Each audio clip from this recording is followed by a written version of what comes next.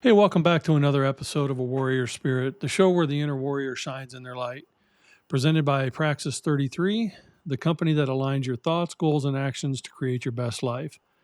I'm your host, Daryl Snow. And have you ever felt so broken that you didn't ever think you'd be whole again? Have you ever wondered just exactly what God has in store for you? Well, my guest today certainly has. Leadership expert and small business consultant Elena Rodriguez is a multi-award winning speaker, best-selling author, and serial entrepreneur.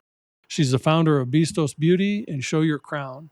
And Elena has a strong history of turning pain into power through the art of forgiveness, resilience, and tapping into divine inner strength. She also loves lipstick and believes every woman needs the perfect shade of red. So, Elena, I love you to death and I appreciate you joining me on the show today. Thank you. Thank you so much, Daryl, and I love you too, man. That's quite an intro for you.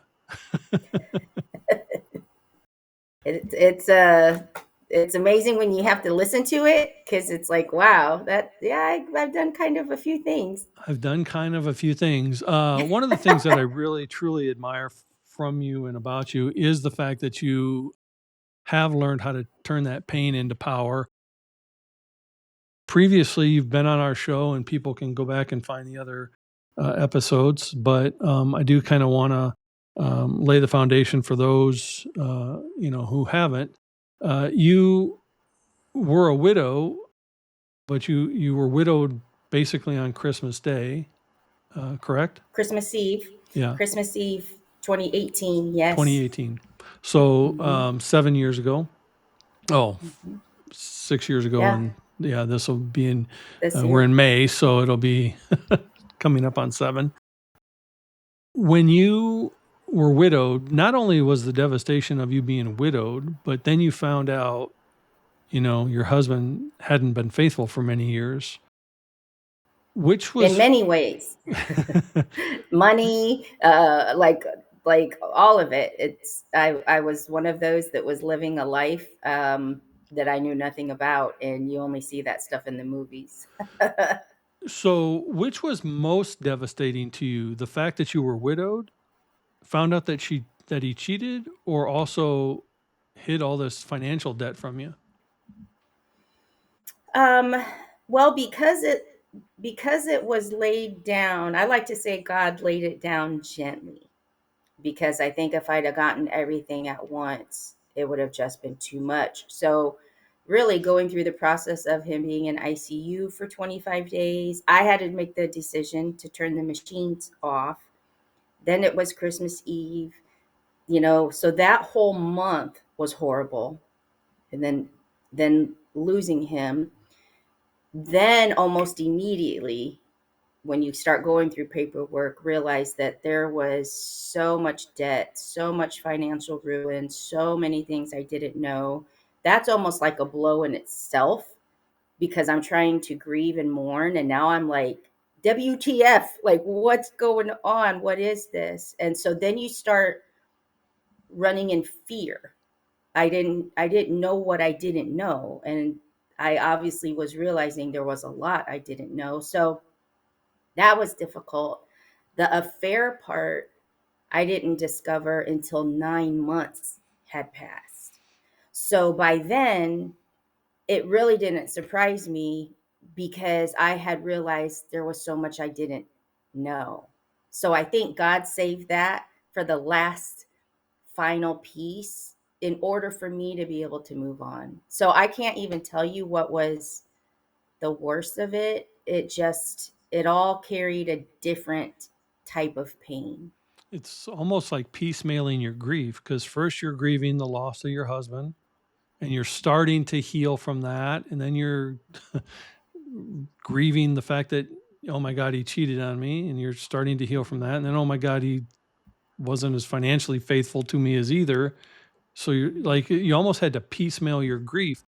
And I'm gonna switch to this thing here real quick, because I want you to kind of talk about it. That led you to writing this book, Broken Stronger, and also setting up a nonprofit for the widows.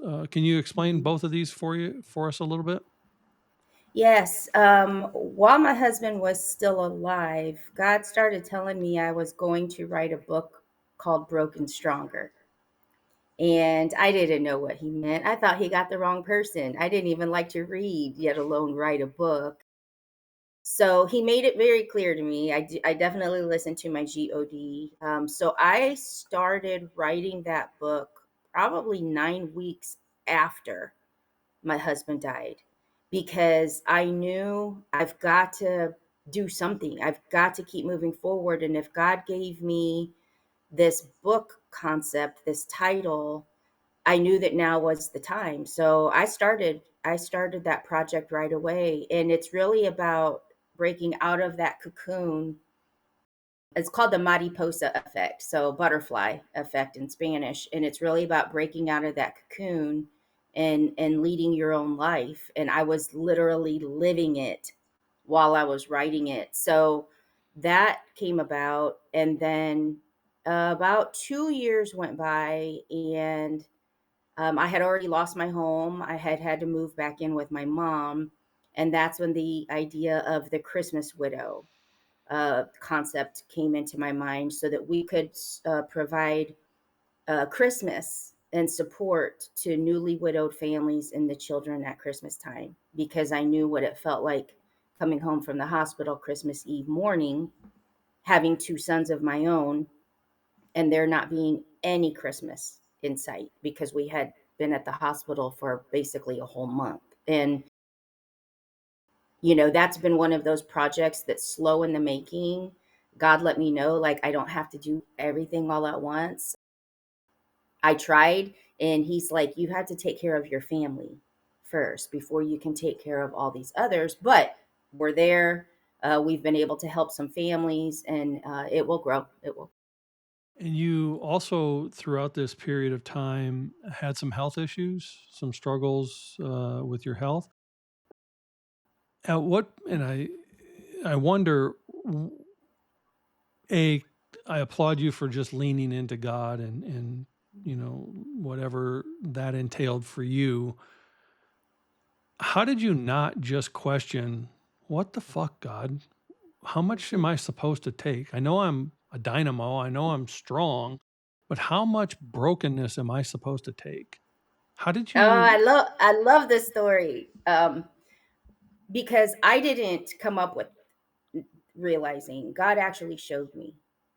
So, needless to say, if I was living a lie, there was an affair, all of this, it's no secret the relationship probably wasn't that good, right? He was definitely narcissist disorder, which at the time I didn't even know what that was. I just thought he was a moody son of a bitch most of the time. And so I really didn't know anything about it. I just know that I thought he was bipolar, or I just never could figure out what would flip the switch. I never knew if I was going to have a good day, because it always depended on where he was. And so I still come from the place where I didn't believe I deserve anything. I believe that I was rewarded for the work I did. Now, where that thought concept came from, I don't know, maybe when I was little or something, but I don't feel we deserve anything. I feel we're rewarded for the work that we do. But I remember pleading to God, like, but I don't deserve to be treated this way. I know I don't deserve to be treated this way. And my body had gotten so toxic. I think I had like 5 biopsies in 1 year, just from the toxicity of the relationship and the fighting and the fight and flight mode and just all of it. And one of my surgeries, I had a neck surgery, and God had to just silence me for a little bit. That's when I started getting the whisper, you're going to write a book, you're going to write a book. And I couldn't even talk, but I'm like, yeah, God, I think you got the wrong person. Well, I was in my bathroom one of the evenings. It was like 11 o'clock at night. I will never forget. And I'm brushing my teeth, and I'm still hearing that. You're going to write a book. You're going to write a book. And then it was loud and clear to me. And he said, you will write a book. It will be called Broken Stronger. And I stopped. I mean, I got lips or toothpaste flowing down my arm because it was so loud and clear. And in that moment in my bathroom, and my husband was still alive, he was asleep. I start bawling, and I saw all these flashes of pain in my life, clear back from a little girl, clear back to when my dad left. And it was like a movie trailer that it's like boom, boom, boom, boom, boom. And just my dad's dying, my bonus dad dying during surgery, running away from home, like all these things that I had been through. God let me see them. And then it's like in a moment, he took all that pain, like he swooped in, and it's almost like he just lifted it from me. And I like seriously just felt so light, so free, so a light is the word. And I bawled because I was able to actually see my strength. And in that moment, he took the pain away. Like when I walked out of the bathroom, number one, I'm in shock because I texted my sister and I'm like, okay, God just told me I'm going to write a book. It's going to be called Broken Stronger. I don't, I'm like texting with my sister, but I walked out of that bathroom a different person. And little did I know this was leading right up to my husband's heart attack. That's how he died. He had a heart attack. But what I learned was God can take it. He already showed me all that pain, all your life, everything you carried around. I took that. But what I didn't realize is he was showing me that because he was preparing me for what was ahead. And I needed the space and the capacity to absorb all of that pain, but I also came into it knowing God's got this. So that strength and that perseverance and that resilience, it never left me because God already showed me he can take it all. And he didn't really transform anything in my life the moment he swooped all that pain out. He did that to simply show me that was your preparation. That's what you've been through, and here's what I can do. Because, girl, here we go. Like, but it's all been part of his plan. I remember praying, God, like, I don't deserve to be treated this way. Please change his heart.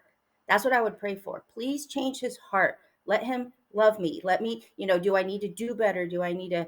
And God changed his heart, but he gave him a heart attack. And so for me to move forward and do the work that I'm doing today, it's because I know that that's what he created this space for me to do. And I feel if I don't do it, then I'm not living it makes that pain worth it. I'm supposed to do something with it. And that's why we've got everything we've got today.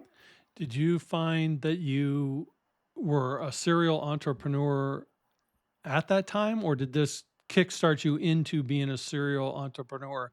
And one of the things that is great about you, not only are you able to build businesses for yourself, but you're able to help others build businesses. And I think God gave you clairvoyance to be able to see what others need to do in order to get to where they go. So you not only are able to live it, you're able to help others along the way. And were you in that capacity before this started, or was this spiritual two by four that hit you upside the head kind of a kickstart into that direction as well?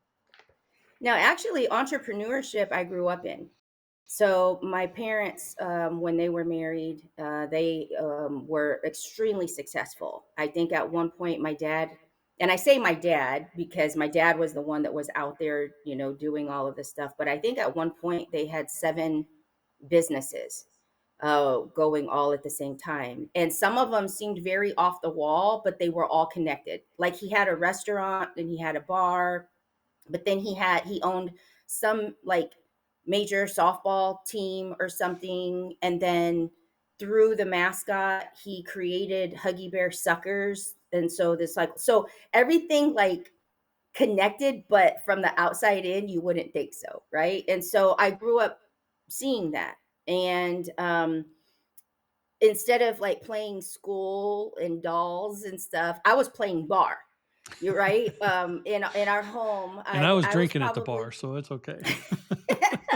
I was probably like 3 when they built a big home, and that was the home that I grew up in. But in the basement, it was designed for like a party house. So we had a built-in bar that had like 10 bar stools, coolers, racks. Like it was like a bar, and I played bar. So growing up, that's all I saw. And then when my parents divorced and my mom got remarried, that my bonus dad, I call him, my stepdad, he was in the industry. So I saw him run businesses. So as I grew older, I ended up working for him through high school, and then I ended up becoming manager of the bar because I had known it my whole life. So it was like a restaurant, bar, entertainment, and all of that. Well, I also knew the environment that can lead to, and I knew when I had met my husband and we were going to have a family, I'm like, I'm going to exit out of this industry because I don't want to raise my kids in it, because I know what that's like. So I had my first child, and then I joined my sister's fitness classes because I had put on a lot of weight. I'm not very good at being a stay-at-home mom. Let me just say that, because I need to be going, doing things. So I joined her fitness classes. And the first thought to my mind was, I love this and I can get paid for it if I'm teaching it. So, and I can bring my son with me so I don't have to have childcare. Well, next thing you know, I'm pretty much running the studio. And just because I could see what my sister couldn't see, right? And the next thing you know, I end up taking over the business, and she started teaching for me. She just became an instructor, but I now had the business. And then she ended up moving, and I owned that fitness studio for 14 years. So when in that area, I was physical, hands on. Like it wasn't a gym that you just like could let yourself in and run on a treadmill. So when all of these other franchise gyms started opening around me, I really just couldn't compete. Like I tried to add so many different time slots and I just couldn't compete. So now I was like 40, and I'm like, but I've never worked for anybody else. And so at that time, I went into the medical health industry, and I took an entry level job. I worked in a call center. It wasn't even full time. It didn't even have benefits, but I'm like, I need to do something. And as soon as I got in there and I sat in the training um, part of it, I'm like, this training sucks. And so I saw myself. I'm like, I want that job someday. I want to be the one teaching this class. Well, don't you know, like 2 weeks in, the position opened up. That trainer did suck, and I think he got fired. And so that position opened up, and I'm like, I'm going to go for it. And people thought I was nuts, like crazy nuts. But to me, leadership, entrepreneurial skills, critical thinking, being able to act and solve problems like on your feet. Those are the things that matter the most. And so I thought, all I need is the interview. All I need is the chance to get in this room. And I did. One of the directors, by the way that I filled out my application, one of the directors called me in. Next thing you know, I'm meeting with 2 directors. And I just wanted to be on the training team. And they call me in after like meeting all these different people, and they said, we weren't quite sure what we wanted to do with this team and the position. And I'm getting my speech ready. Thank you for your time. Thank you for your consideration. And they said, we don't want to offer you the trainer position. We actually want to offer you manager over the training team. So, in an industry where I had no college education, I had no degrees, I had zero experience, I wasn't even hired full time. Now I'm promoted to leader of the department that hired me, and more than tripled my income within weeks. So to me, I feel like focus on the skills that can be pulled out of your back pocket at any time because you take your skills with you wherever you go. So even though I was working for a corporation, that entrepreneurial spirit is what served me well. But then I stayed there for 4 years, and then I'm like, I have to go do my thing. I need to like think bigger and grander. So But this is also where doing your part comes into play, because God put you in a position so that you could have triple the income, but you didn't take the position going, oh my God, this is going to lead to triple the income. You took the position of, I'm going to do my part. And then God opens the doors because you were obedient. And the yes. same thing happened in my belief to this for you, right? Mm-hmm. Yep. You started a lipstick company, and this wasn't your main endeavor when you started this. Nope.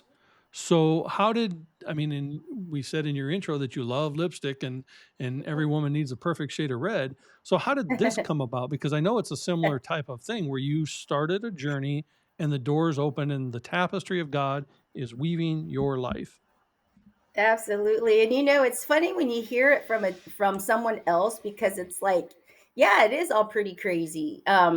Besitos lipstick was actually like formed from a whisper in my ear when I was sitting on my mom's recliner. This was 2 years after my husband had passed. I lost, like I said, I lost everything, including my home. So I picked my sons up and we moved back into my mom's house. By then, I was 46 years old, had nothing. And I was having my pity party and I was scrolling through Facebook and I came across a photo of myself when I had that neck surgery, the neck surgery that I told you God silenced me, but I still had my lipstick on. So even though my neck had this nasty fresh scar, I still had my red lipstick on. And like something just hit me like a jolt where I realized through all of the loss and all of the betrayal and all of the lies that I discovered, I didn't know how I was going to get out of that. Like I really didn't, and I didn't know how do I lead my sons and be the strong mom when I don't even know where I'm going. But every day I would still get up, whether I got out of my pajamas or not, and I would put my lipstick on because it was like, get up, put yourself together, figure it out. So to me, lipstick became my superpower. It became my shield. It became my solid force that even if I had to paint my freaking smile on, I did. So as I'm sitting there in the recliner at my mom's, and I really at that time was focused on confidence and self-esteem in women. I'm a licensed John Maxwell coach, speaker, trainer. And so as I was working on my coaching business, trying to get out from, you know, major debt, I thought, what a great way to bring women into my space to talk about my coaching business. So I looked at lipstick as a lead magnet. So I created 50 colors and I just was like, to me, business is all about testing. You got to test things to collect data, see what works, see what doesn't, so that you know what decisions to make forward. So I thought, let me just try something. Let me start with 50 colors, see if they sell, see what happens here. And they all sold out. And so my metric for success wasn't would they sell. What my metric for the success was, would they come back for more?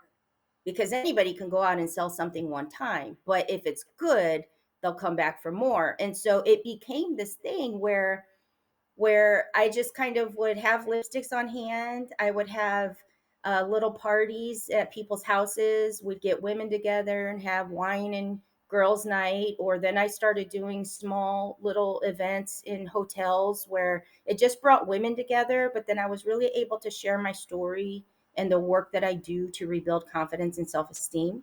So even as a lead magnet, even if anybody didn't sign up with me to work with me as a coach, they would still buy lipstick. So it was still an income stream. And so here we are this many years later. And now we've expanded, we've got all kinds of products, but now I'm actually helping other women use Besitos Beauty for their business in the same way. Even though their business might be different, I'm bringing that innovation to help them tie the connection and use Besitos as that magnet to bring the women into their space and then convert them over to paid clients. What I love about this, it brings back a memory of my grandmother, and she lived to be 101.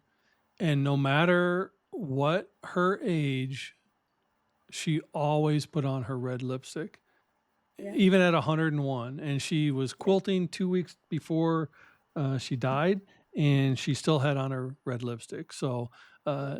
it's a fond it's a fond memory for me. Yep. I'm going to switch you Yep. to the next little thing that you have going on. Uh, you are also a best-selling author. Surrender to Rise and Show Your Crown prayer journal.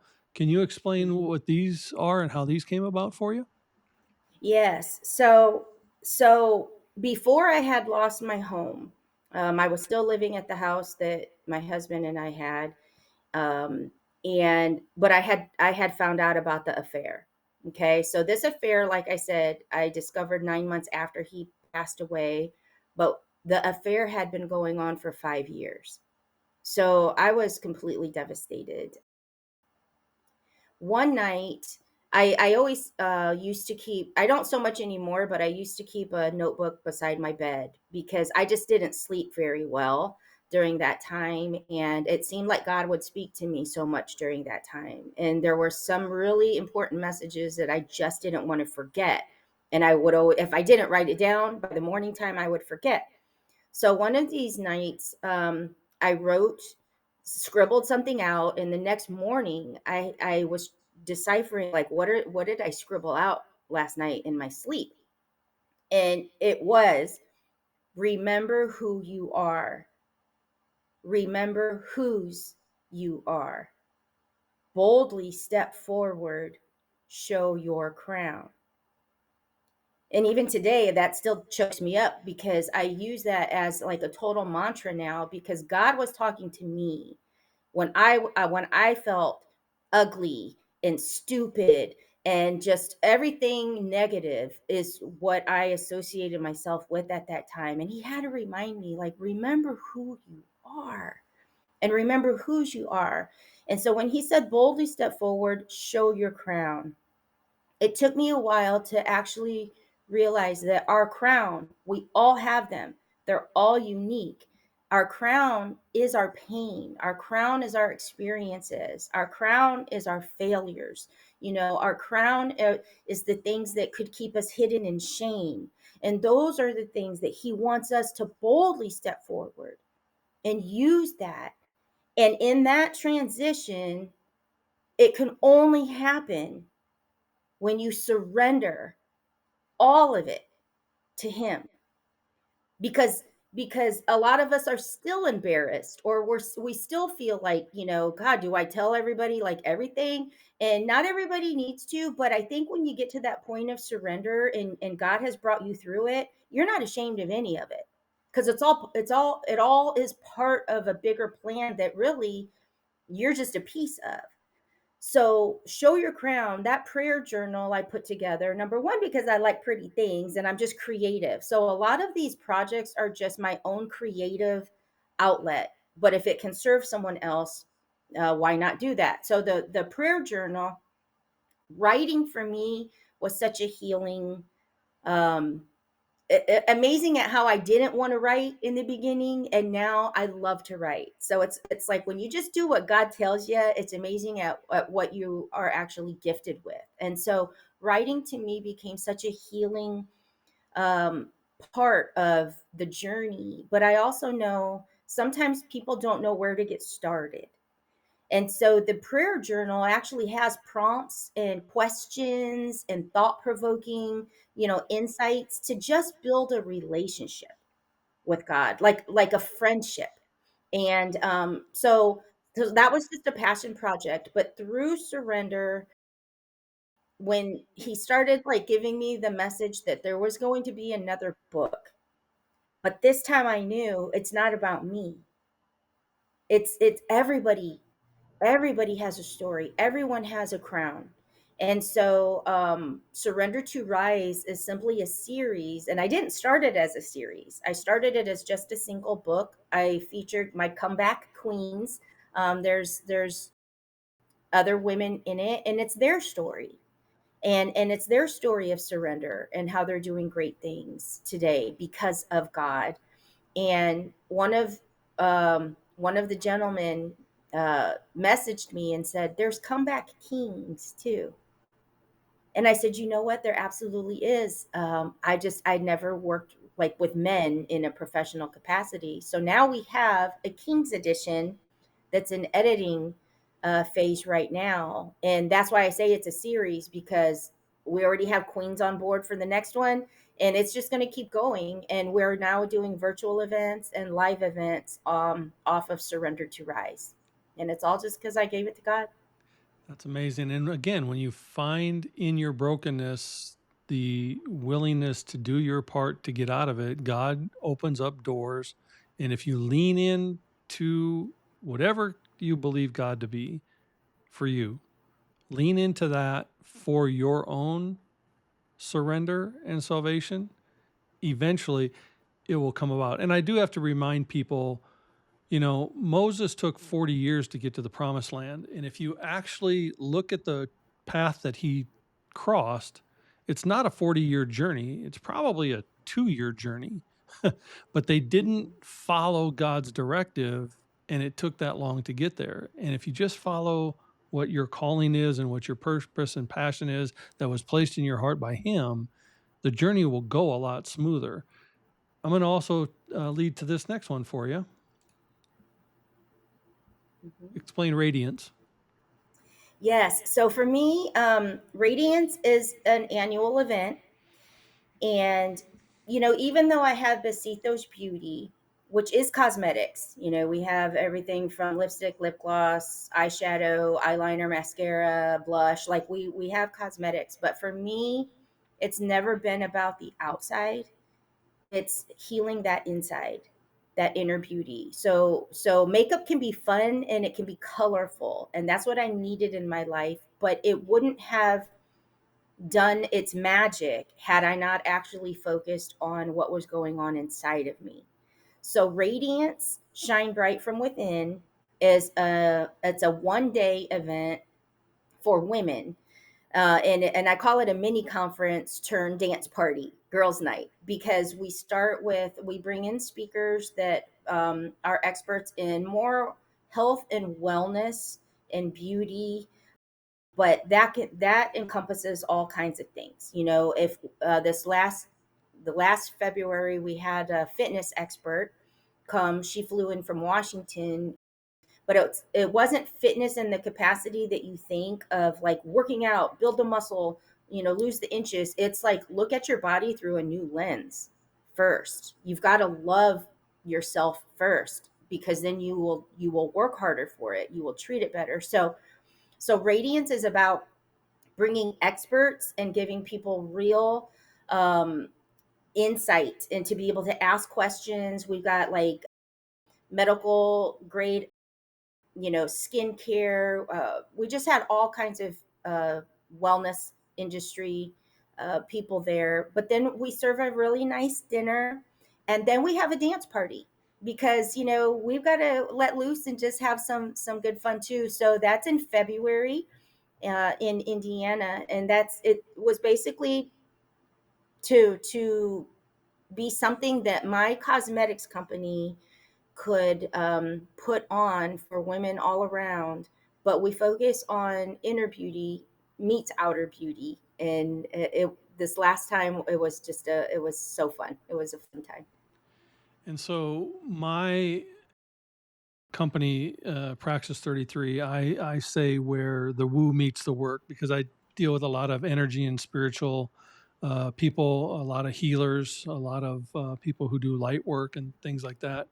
So where the woo meets the work, because I believe that the things that society calls woo You can actually pick a Bible passage where it directly correlates to the Bible.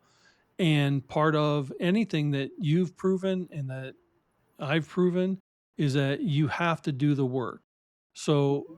you have acquired all these things in your life, not because you were fortunate or lucky, but because you did the work. And not only did you do the work, you did the work that God put in your heart.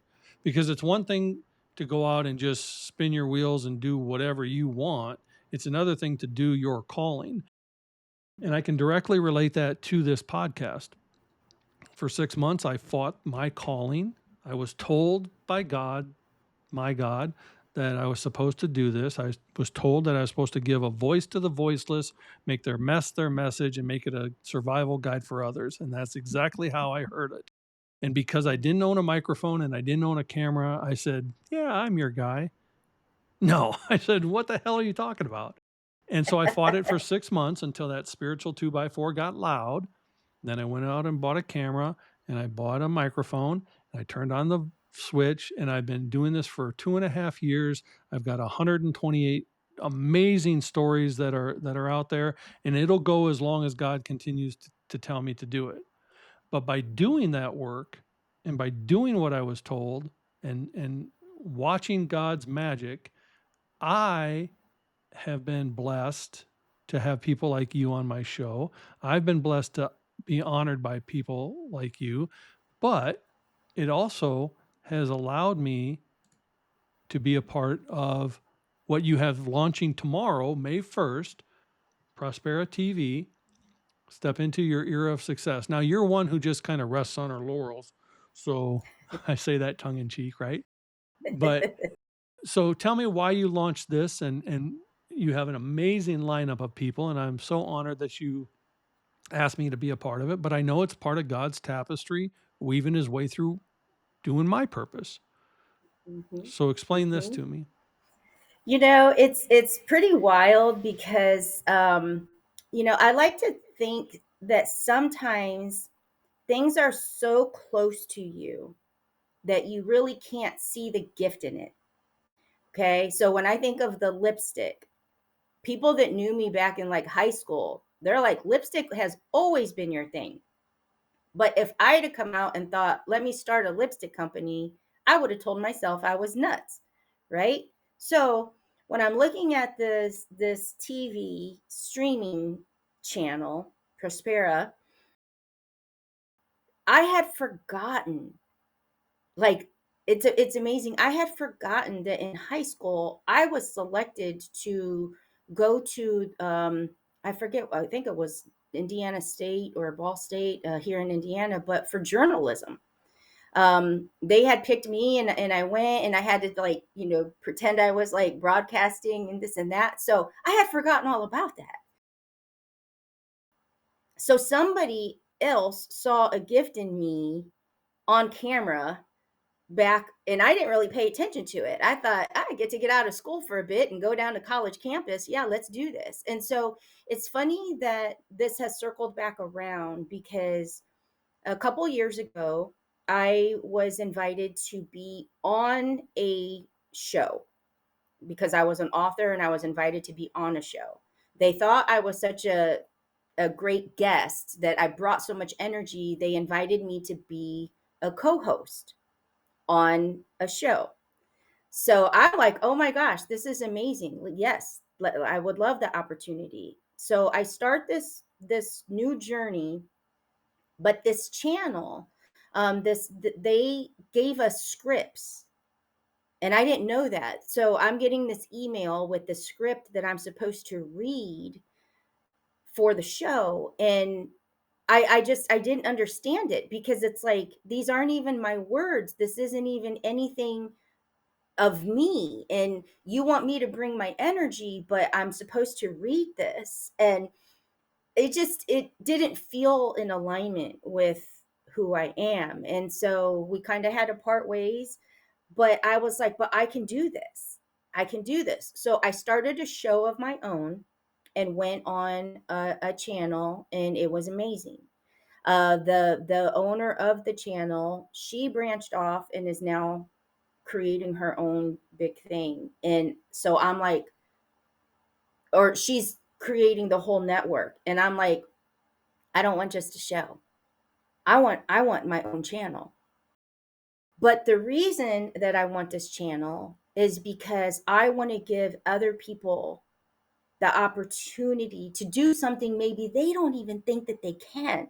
Again, that's my belief in our ability to do the unthinkable. Just try it. You never know what's going to happen. And I thought, if I have my own channel, and I love working in the space of small business, I love working with small business owners. So to me, having a channel was an avenue for me to have a commercial played for Besitos Beauty. Because again, I'm always thinking about business. I just don't lead with that, like, I'll step all over whoever it takes to build my business. I don't lead that way, but I'm very strategic on what is going to help business. And so I thought, well, if I have my own channel, I can play commercials. Okay, that's a win. But I work so much with small businesses that I also know I have the ability to see in them sometimes what they can't see in themselves. And how beautiful would it be to collaborate and for me to be able to bring that level to them and their message, and allow them to have a reach far greater and grander than they could do alone. And to me, I know business is not easy and you need people, but what you need more is exposure in any capacity. You need people to come across your logo. You need people to come across your message. You need people to come across, different things you're doing. And this to me is just a prime way to do it. And it's utilizing my creativity, my level of excellence, but also I'm able to witness firsthand the transformation that's already happening in some of these small business owners that have chosen to start a show on my channel. And it's just a beautiful thing. And I didn't anticipate growing this fast. I thought, well, if I can start with 3 shows on my channel, that would be great. And as of right now, we're at near 10. And I have a feeling it's going to go up very, like, it's just going to grow, because I've proven over the years that if what didn't break me that many years ago, I mean, if that didn't break me, there's not a whole lot that can. And I just want to create the platform that gets our message out. But God's in the lead of everything I do. That's it. And that's why it's so successful. But what's nice about your channel, it's not just a streaming channel. It's going to be on Roku, it's going to be on Apple TV, it's going to be on a lot of the major players. So this isn't just some tiny little thing that's launching tomorrow. This is a major endeavor that's going to, help get the message out there for all the people that are on your show and are hosting their own Yes. show on your network. So, Yes. and again, to me, I look at a warrior spirit crafted 3 years ago. And now, the first 2 years I wasn't out on anything other than YouTube and Facebook. And now this year I'm out on Apple, Amazon, Spotify, the YouTube. And now I get to be a part of the ground floor of this endeavor, which again gives the exposure, to even greater. And what I love about this and all the other people that are going to be on the show, high caliber, high quality people, high quality content, but it's not just a fad. It's people who have stepped into the passion that God has given them, done their work, and now are also being rewarded, because our shows aren't about us. Our shows about who we can impact and who we can help. And the bigger the reach, the more people we can, you know, impact and help along the way. And that's the beauty of that's what I'm so excited about. It's not, oh, it's just a little tiny thing and it's another great cool thing that I get to be a part of. It's I get to spread God's message with my guests as their voice to all these people that God wants it to be heard from. That's what I'm excited about. Yes. And it, I think the beauty of it too is, as this powerhouse lineup, the starting lineup is really amazing. I have been connected with every single show host that is on in a different capacity, but for years. And so this is something that there's a lot of us that have locked arms. They needed was to hear my vision and my hope for the show. And again, that is to reach many, to pour into people. I'm always about giving people a bit of hope and inspiration. I just want people to always know that no matter how hard it is right now, it won't always be, but don't give up. And that looks different. We're all given different gifts. So just a prime example of the show host, we have you on as a warrior spirit. We're going to have Jackie on. Her show is on menopause, the power of the pause. And it women need this information. We've got Tish Ross coming on, no judgment here, and that's to hear some of the hardest stories, but how God has showed up and done their thing. And there's so many. I could go into all of them. Charles, Charles Princeton, he grew up in childhood abuse and domestic violence, but sports kept him straight and in the game, and he became a coach for most of his life, and the impact he's had on kids through sports. So we're going to talk about that. Like, there's so much different specialties coming to Prosperity TV network, but it's all about taking our experiences and showing someone that you can do something with that space that you're in right now that might not feel good. You might think, why me? This makes no sense. Why am I going through this? How will I ever, get out of this space? And it might not be right now, and it might take a little bit of time, but you're going to hear from any show that you tune in that perseverance and that resilience, and just keep going.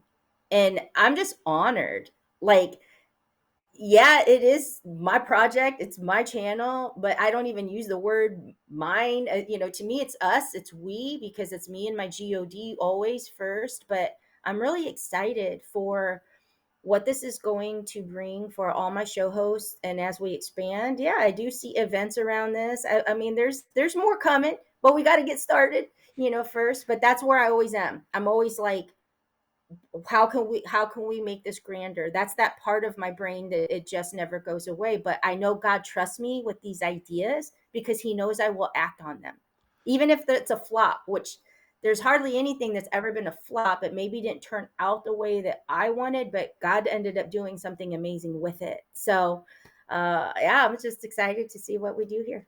Well, when we do a lot with a little, he trusts us with more.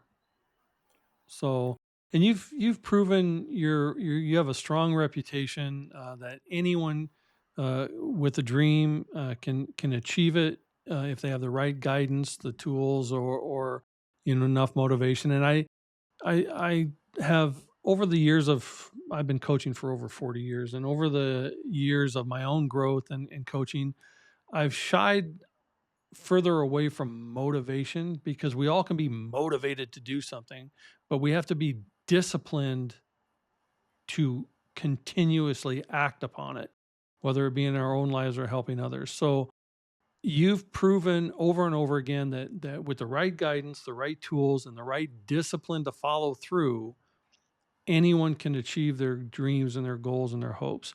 So if someone's out there listening right now going, it's great for her, she's proven she can bounce back, but my shit's different than her shit. I can't get out of my own way. What would you say to that person?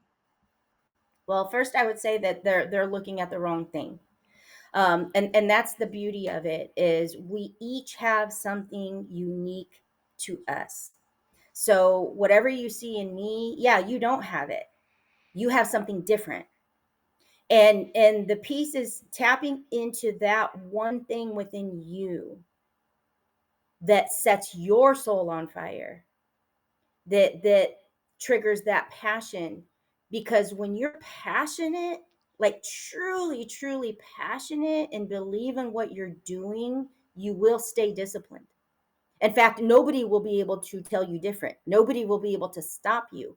But the hard thing for people is identifying that piece within them, because many times people are more worried about either comparing themselves or watching someone else's timeline or other people moving at different paces, or my parents told me this would work, it didn't work for me, so there must be something wrong with me.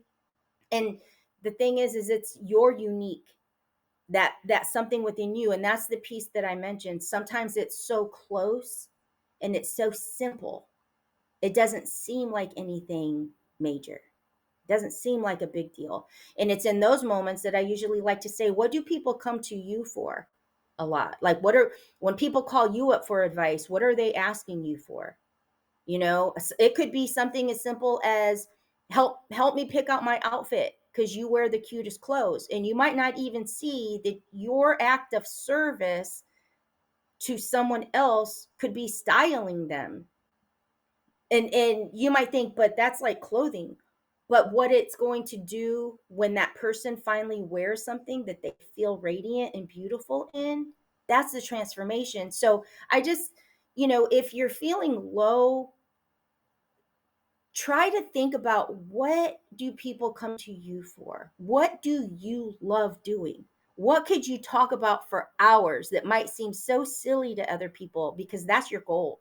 That's your magic. And when you tap into that and you get some outside in ideas, maybe, the discipline, it's there. You're gonna want to get up to work on it, and you're gonna want to stay up to keep working on it. You won't have to be motivated to build your dream. And sometimes it's those throwaway moments, like you said with your journal. You went on a high school trip and got this opportunity. For you, it was a throwaway moment. And in reality, it was a preparation for a future you never even knew about yet. And one thing you do know about, because you've been on my show a couple times, is I always love to ask this final question. And I'm curious to hear how it's changed from when I asked it the time before. What does a warrior spirit, or having a warrior spirit, mean to Elena Rodriguez? Warrior spirit is simply just not giving up. I don't even remember how I answered this question before, but to me today, a warrior spirit is forgiving yourself. The warrior spirit is looking in the mirror after the failure and be like, well, that kind of sucked, but let's go again. It's simply the refusal to give up on any part of your life, not just business, but to not give up on love again. Maybe your heart was broken. Like, you can't let love in if you're not willing to take the risk. Like, that warrior spirit is just walking in the face of fear and saying, let's go, man, because I'm not going to go down. So it's, to me, it's that simple. Well, I love that you do have a warrior spirit. You embody it in everything you do. And I just love and adore that you are in my tribe and that I'm a part of yours. So thank you for joining me today. Tomorrow is going to be a big launch day, and we're going to set some inspiration and hope out to the world. And especially in this world, it's dying and needing it. So thank you for doing this with me today, and many continued blessings to you and your loved ones. Thank you. Thank you for having me. Alrighty. And if you'd like to connect with Elena, you can do so on her website, showyourcrown.com, and all of her social media platforms, YouTube, Facebook, Instagram, and LinkedIn. So I do appreciate you joining me today for this other edition of A Warrior Spirit. Be sure to like or subscribe so you catch all the episodes. And make your day a beautiful day, and wear your red lipstick in whatever fashion that means to you.